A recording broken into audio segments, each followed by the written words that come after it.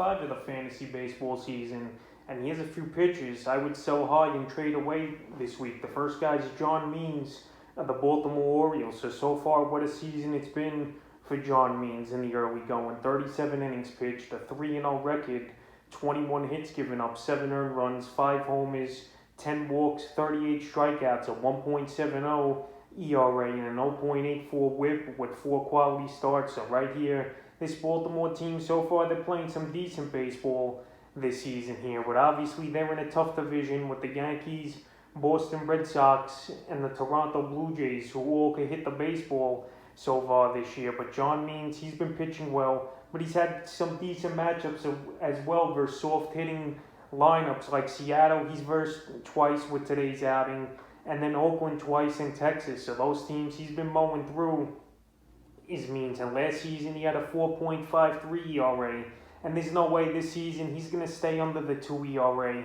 And I think when it's all said and done this year, he'll be in the mid-3s to the high 4s in the ERA as Means. And right now, while his value's at a peak, he's definitely a pitcher I will look to sell high this week. And he's got an outing here today at the Seattle Mariners in a 3:40 ball game. But the last few outings for me, April 18th at Texas, 7 innings, got the no decision, 3 hits, 2 walks, 9 strikeouts, a 0.71 whip, and a quality start.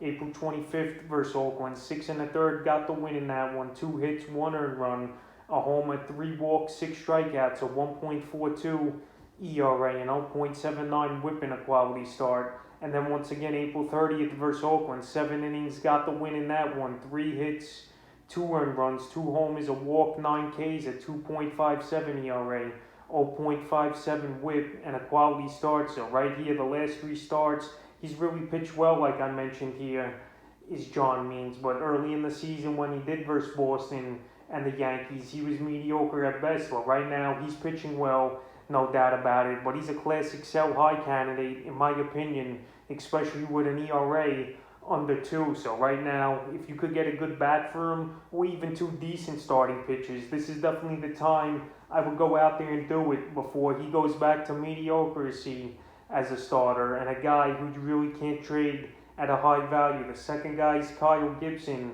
of the Texas Rangers. So Gibson, it's been a good move for the Texas Rangers, and so far this season he's been pitching well, is Gibson, and he was a recommended ad a few weeks ago in fantasy baseball on the waiver wire. So far in the season, 41 in the 3rd inning. Another guy with a 3-0 record, 30 hits given up, 11 earned runs, 2 home runs given up, 13 walks, 35 strikeouts, a 2.40 ERA, a 1.04 whip, and an amazing 6 quality starts so far, which I believe leads the major leagues this year. So Gibson, he's hitting the strike zone, he's keeping the ball down, and right now for a guy who plays in Texas, where the ball obviously carries out, for him to only give up a few home runs is pretty impressive in my opinion. And he's been pitching well, no doubt about it, but I just don't see it holding up for Gibson this year. And last season, his ERA was in the 5.35 range.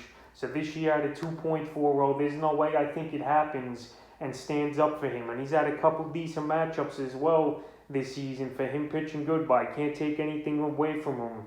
But he's another guy like John Means, where he's a classic sell-high candidate, in my opinion, is Gibson, because the quality starts have been great.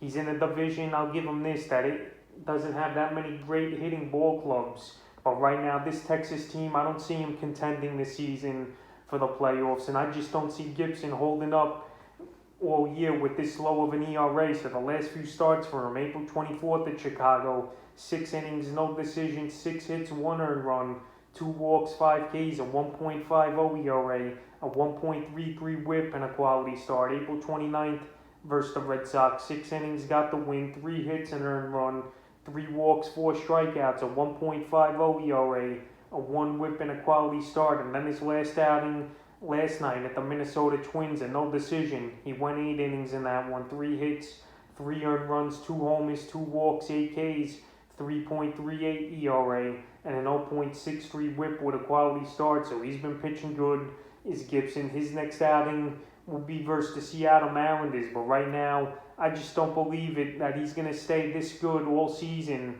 and especially going this deep into games like he has the last 4 or 5 starts is Gibson. So right now, if a good offer's out there, he's definitely a sell high candidate. Next pitch is Danny Duffy of the Kansas City Royals. So Duffy, he was on the list last week as a sell high, and he's going to continue to be on this list until, his numbers come back down to earth. So far in the season, 30 innings pitched, 4-1 record, 20 hits, 2 earned runs, 2 homers given up, 9 walks, 34 strikeouts, an amazing 0.60 ERA, and an 0.97 WHIP, and 4 quality starts. So right here in 4 out of the 5 starts, he's went 6 innings of more this season. Here is Duffy. But Duffy, another guy who really hasn't versed that great a competition so far this season. His toughest test was versus the Tampa Bay Rays on April 19th, and that's the only game he did lose this season, even though he pitched a gem in that one as well. But his other outings included Cleveland,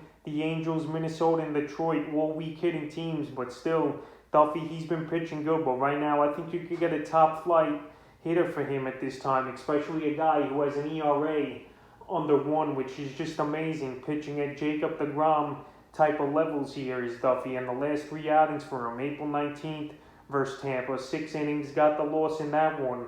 4 hits, he didn't give up an earned run, 2 walks, 8 Ks, a 1 whip, and a quality start. April 25th at Detroit, 5 innings, got the win, 4 hits, 8 strikeouts, no ERA, an 0.80 whip.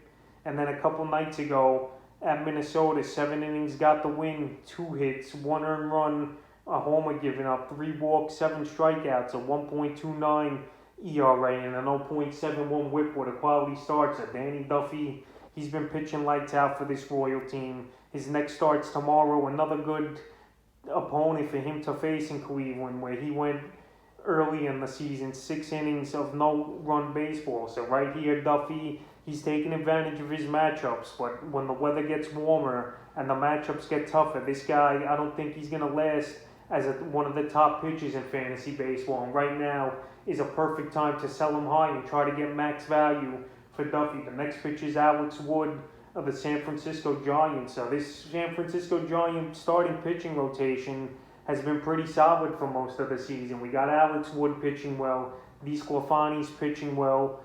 Also, you got Aaron Sanchez, he's been pitching pretty decent as well, and also Kevin Gausman. But Alex Wood right here, he missed a few starts to start the year. But on the season, 23 innings pitched, 3-0 record, 13 hits, 5 earned runs, 2 homers given up, 5 walks, 22 strikeouts, a 1.96 ERA, and an 0.78 whip with 2 quality starts. So Alex Wood, he was a recommended ad a couple weeks ago, and right now he's putting in the work and getting good quality starts and wins here. But right here, Wood, he versed the Marlins twice in his outings, and also the Colorado Rockies the last 2 times out, where he pitched pretty decent. So Wood right now, another guy who's had injury problems throughout his career. And this Giant team, I don't think they're going to finish the season that good when it's all said and done. But right now, Wood, he's pitching well. And if you pick them up, congratulations to you. But right now, he's a pitcher you definitely could flip, in my opinion, and get good value for him. That he only has a 1.96 ERA. So the last couple outings here for Alex Wood.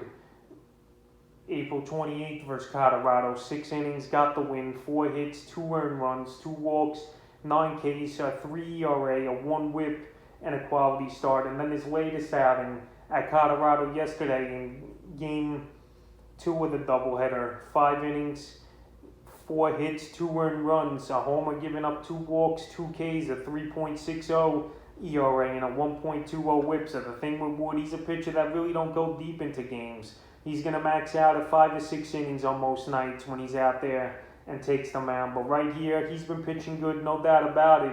But his next outing will probably be May 10th here for Alex Wood.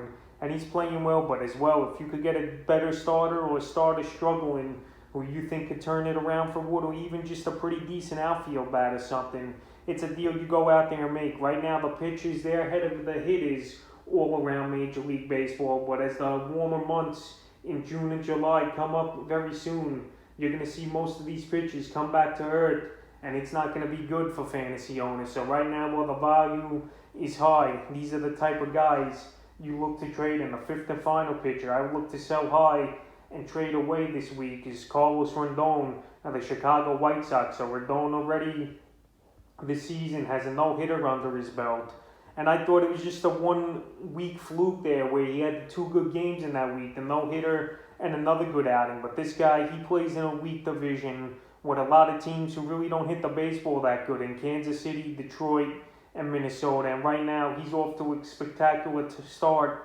the season. 25 innings pitched, a 4-0 record, 7 hits only given up the whole year, 2 earned runs, a homer, 9 walks, 36 strikeouts, an amazing 0.72 ERA, 0.64 whip, and only 2 quality starts done. Rendon, another guy who don't really go that deep into ball games, and I know he got the no-hitter early in the season under his belt versus Cleveland on April 14th. But like I said, he's a 5 or 6 inning pitcher as well, like Alex Wood, and he's had pretty easy matchups so far in his first 4 starts of the season at Seattle, versus Cleveland, then at Cleveland, and then versus Detroit. And his next outing is May 7th at the Kansas City Royals. So the last few outings for Rendon, April 14th versus Cleveland. He pitched a no-hitter in that one, got the win, obviously. 7 strikeouts in the quality start. April 20th at Cleveland, 5 innings, got the win, 3 hits, 1 earned run, a homer, 5 walks, 8 strikeouts, a 1.80 ERA, and a 1.60 whip. And then his latest outing, April 29th versus the Detroit Tigers, he went 6 innings, got the win in that one, 2 hits, 1 earned run, a walk, and an amazing 12 strikeout ball game, a 1.50 ERA, 0.50 whip, and a quality start. So 2 out of the 4 starts, he's reached 6 innings or more as Rendon, but I just don't believe he's going to keep this up all season. The only thing that's on his side, obviously, is like I mentioned earlier, he plays in a pretty weak hitters division. But right now, if I could get a stud bat for him, this is definitely the time to do it, especially when he's a guy who has an ERA right now under 1, which last season, I know it was a limited amount of innings. He had an ERA at an 8.22. So right now, if you could get a great deal for Rendon, you'd absolutely go out there and do it. So that's a few pitchers I look to sell high and trade away here in week 5 of the fantasy baseball season.